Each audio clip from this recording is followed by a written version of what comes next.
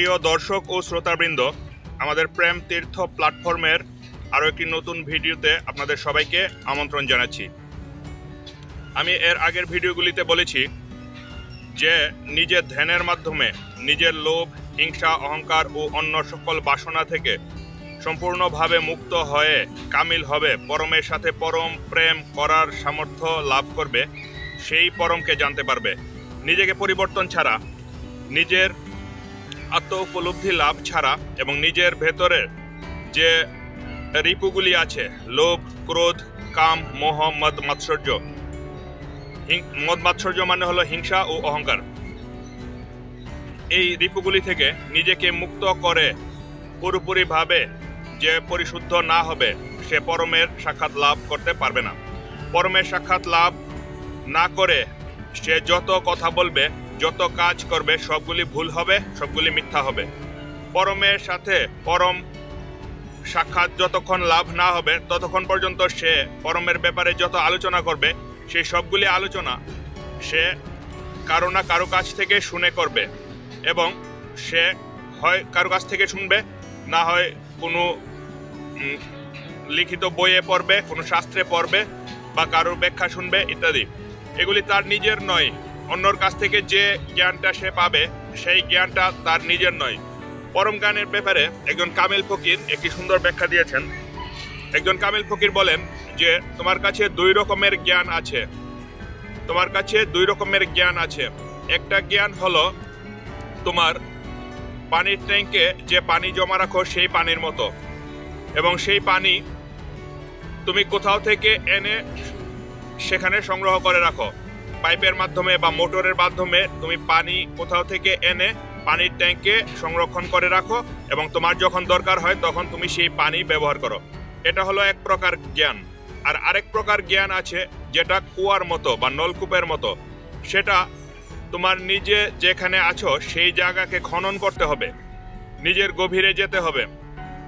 কুয়ার জন্য মানুষ আরেক দেশে গিয়ে কুয়া খনন করতে হবে এমন কোনো কথা নেই। তুমি এখন যেখানে আছো সেই জায়গাতে বসেই তুমি কুয়া খনন করতে পারো। তো দ্বিতীয় প্রকার জ্ঞানটা হলো কুয়ার মতো।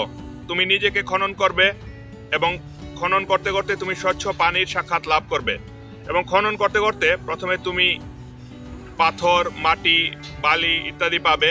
এগুলিকে তোমার সরিয়ে দিতে হবে, যেগুলি তোমার অপ্রয়োজনীয়। সেই সবগুলি জিনিস যখন তুমি সরিয়ে দিবে, তখন তুমি যেখানে আছো সেখানেই স্বচ্ছ পানির প্রবাহ আসতে শুরু করবে, এবং এটি একটি কুয়া হয়ে যাবে। তো কুয়ার বা নলকূপের, কুয়ার কথা ফকির যখন বলেছিল সেটা অনেক বছর আগের কথা, তখন নলকূপ ছিল না, তাই তিনি কুয়ার উদাহরণটা দিয়েছেন। আমি বললে নিশ্চয়ই নলকূপের কথা বলবো।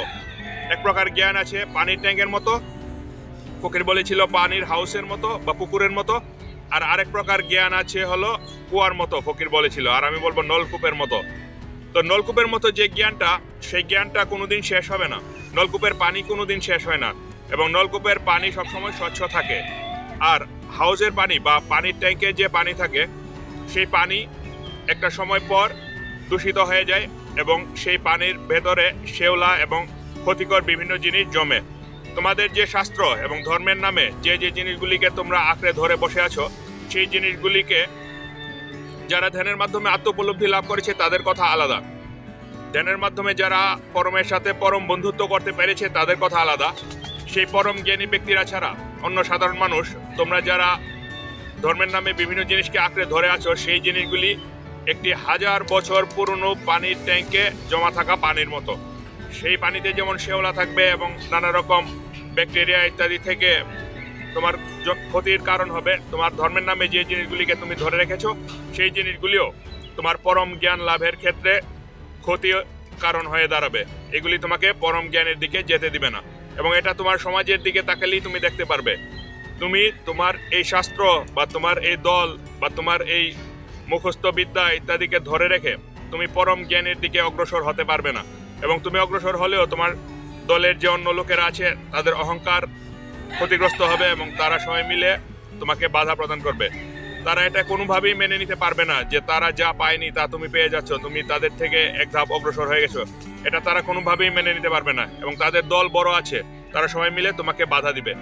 তো পরম জ্ঞান লাভ করতে হলে তোমাকে অবশ্যই নলকূপ খনন করতে হবে বা কুয়া খনন করতে হবে, অবশ্যই তুমি যেখানে আছো সেই জায়গাতে স্থির হতে হবে, গভীরে যেতে হবে। নলকূপের পানি গভীরে থাকে, কুয়ার পানি গভীরে থাকে, তোমার গভীরে যেতে হবে। গভীরে যাওয়া ছাড়া কেউ কোনোদিন জ্ঞান লাভ করতে পারেনি এবং পারবেও না। আর আস্তিক নাস্তিকের ব্যাপারে আমি কথা বলছিলাম, এই ব্যাপারে এখন আরেকটা চমৎকার গল্প বলবো। একজন কামেল ফকির ছিলেন, সেই ফকির নিজে ছিলেন পরম আস্তিক, কিন্তু ভ্রান্ত আস্তিক এবং আমাদের দেশের মতো ভণ্ড আস্তিক তার চারপাশে গিজগিজ করছিল। তো সেই ভণ্ড আস্তিকরা আসলে কামেল ফকির সবসময় নাস্তিকের পক্ষে কথা বলতো, এবং ভণ্ড আস্তিকেরা আস্তিক্যবাদের পক্ষে বা স্রষ্টার অস্তিত্বের পক্ষে যে ভুয়া যুক্তিগুলি তুলে ধরত, সেই কামেল ফকির সেই যুক্তিগুলিকে খণ্ডন করে মিথ্যা প্রমাণ করে দিতেন। তো কামেল ফকিরকে জিজ্ঞাসা করলে তিনি বলতেন যে আমি অবশ্যই আস্তিক, কিন্তু তোমাদের যুক্তিগুলি মিথ্যা, কারণ তোমরা মিথ্যা। তোমরা যখন সত্য হবে তখন তোমাদের যুক্তিগুলি সত্য হবে। তোমরা সত্য হও, আমি তোমাদেরকে সত্য হওয়ার জন্য আহ্বান জানাই। তোমার যুক্তি বা তোমার মতামত বা তোমার মুখস্থ বিদ্যা, তোমার শাস্ত্র, এগুলির সাথে তোমার কোনো সম্পর্ক নেই। এগুলি তোমাকে মুক্তি এনে দিতে পারবে না। তুমি যেদিন সত্য হবে, তুমি যেদিন পরম জ্ঞান লাভ করবে, পরমের সাথে পরম বন্ধুত্ব করতে পারবে, সেদিন তুমি সত্য হবে এবং সেদিন তোমার পরম সত্য হবে, তোমার স্রষ্টা সত্য হবে। তো এই কামেল ফকিরকে নিয়ে সেই এলাকায় অনেক সমস্যা সৃষ্টি হয়েছে, এবং যথারীতি লেবাসধারী ধর্ম ব্যবসায়ীরা এবং পথভ্রষ্ট রাজনৈতিক ব্যক্তিরা বা দলনেতারা মিলে সেই ফকিরকে এলাকা থেকে বের করে দিয়েছেন। তো সেই ফকিরকে বের করার আগে কয়েকবার সেই দেশের বুদ্ধিমান এবং জ্ঞানী মানুষদের সাথে নিয়ে সেই ফকিরের সাথে বসা হয়েছিল।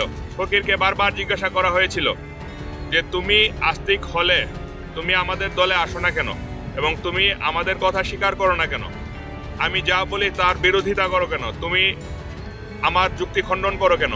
তো ফকির বারবারই বলেছেন যে তোমার যুক্তি হলো ছোট, তোমার বুদ্ধি হলো ক্ষুদ্র, তোমার জ্ঞান হলো ছোট। তোমার এই ছোট জ্ঞান, ছোট শব্দ, ছোট যুক্তি দিয়ে তুমি পরমের মতো সেই বিশাল সত্তাকে কিভাবে প্রকাশ করবে? তোমার যুক্তির মধ্যে কি সে আসবে? তাহলে তো সে তোমার যুক্তির চেয়ে ছোট হয়ে যাবে। তুমি যা প্রকাশ করতে পারবে, তুমি যা বলতে পারবে এবং তুমি যা হাতের মুঠোয় করে অন্যদেরকে দেখাতে পারবে, তা নিশ্চয়ই তোমার চেয়ে ছোট হবে, এবং তুমি যে মতবাদ পোষণ করবে, তুমি যে কথা বিশ্বাস করবে, তাও তোমার চেয়ে ছোট হবে। তোমাকে যদি বলা হয় যে তুমি একটি ফকির সেই লোকদের কাছে একদিন একটি ছোট ব্যাগ দিয়ে বলল যে তুমি এখন এই ব্যাগের ভেতরে আকাশকে ভরে নিয়ে আসো। তো লোকজন বলল যে ব্যাগের ভেতরে তো আকাশকে ভরা যাবে না, এটা তো অসম্ভব কথা, এটা তো অযৌক্তিক কথা, এই কথা কেন বলছো তুমি?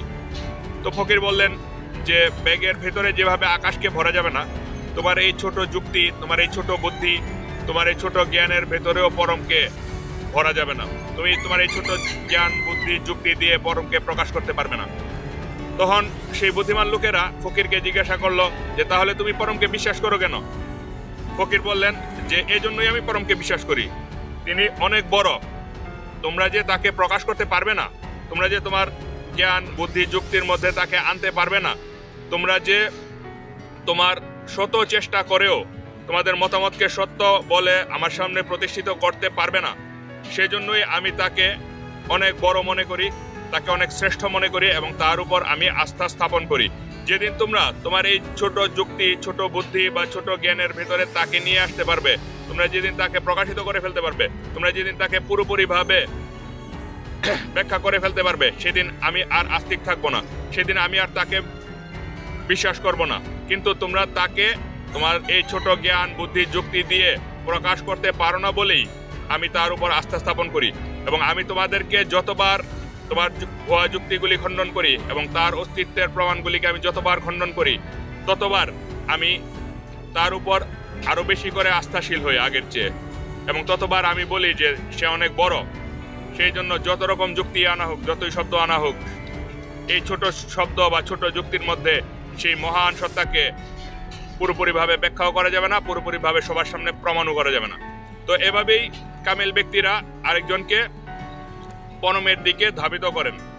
তোমরা যদি কামেল হতে চাও তাহলে দ্রুত কামেল ফকিরদের সান্নিধ্য লাভ করো।